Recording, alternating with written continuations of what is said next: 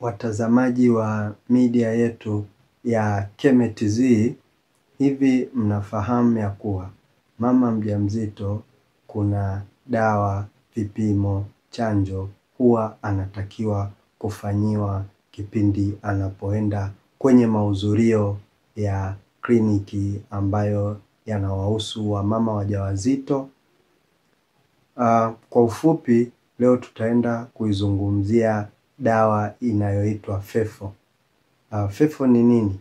Ni dawa yenye mchanganyiko wa folic acid pamoja na ferrous sulfate. Kwa maana humo kuna madini ambayo ni madini chuma na hayo madini mengine ambayo ni folic acid, kwa maana acid ni madini na ferrous sulfate ndiyo madini chuma kwa Kiswahili. Kwa hiyo sasa, kwa nini mama mjamzito anashauriwa au mwanamke mwenye ujauzito anashauriwa atumie hizi dawa? Ungana na mimi Dr. Ken Edwin ili niweze kuwapa faida za FeFo kwa mwanamke mjamzito. Faida zimegawanyika. Zipo ambazo mwanamke au mama mjamzito atazipata na pia kwa kile kiumbe kilichopo tumboni. Kwa hiyo sasa tuanze kuona mama mjamzito anapata faida zipi kupitia hizo FeFo. Faida ya kwanza, uzalishaji wake wa damu utakuwa uko vizuri, kwa maana kutakuwa na utengenezwaji wa chembe hai nyekundu, kwa maana formation ya red blood cells.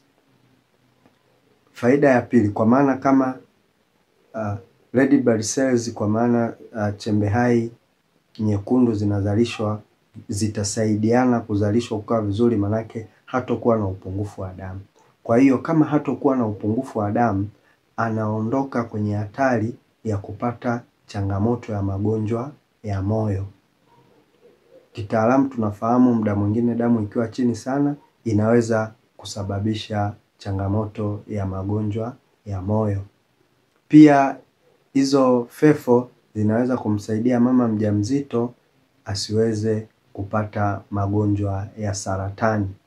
Pia faida nyingine, huyu mama mjamzito anaweza akapata faida ya kutokuharibikiwa kwa mimba au kuzaa kabla ya muda.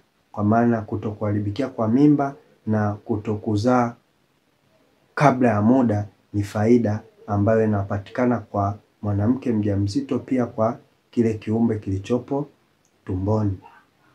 Faida nyingine ambayo huyu mama mjamzito endapo atatumia hizi FeFo, manake hatakuwa kwenye hatari ya kupata magonjwa nyemelezi. Tunafahamu kama upungufu wa damu hakuna, manake pia kinga za mwili zinakuwa ziko vizuri. Manake damu ikishuka na kinga za mwili pia tunategemea zinashuka. Kwa hiyo yale mapambano ya kinga za mwili na vile vimelea vya kawaida vinakuwa hayapo. Kwa hiyo mama anakuwa tunasema kwenye hatari ya kupata maambukizi ya bakteria ya kawaida, mfano mafua, vikohozi. Pia hiyo ni faida. Faida sasa twende tukaone kiumbe sasa kilichopo tumboni ambacho sisi tunakiita fetus au baby ambaye yuko tumboni kwa huyo mwanamke mjamzito. Anaweza akapata faida ipi? Ya kwanza, huyu mtoto itamsaidia kwenye utengenezwaji wa fuvu lake la kichwa, kwa maana ya skull, pamoja na uti wa mgongo kwa maana ya spinal cord.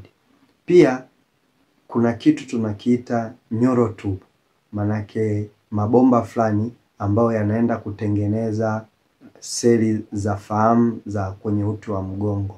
Kwa hiyo sasa mama mjamzito akizitumia vizuri hizi FeFo, manake anaondoka kwenye hatari ya ile neurotube kupata madhara. Mfano madhara hayo ni yapi? Anaweza ikatokea mtoto akazaliwa na mgongo wazi, au mtoto mgongo wazi kwa maana ya spinal bifida, au mtoto akazaliwa na mdomo sungura kwa maana ya cleft palate.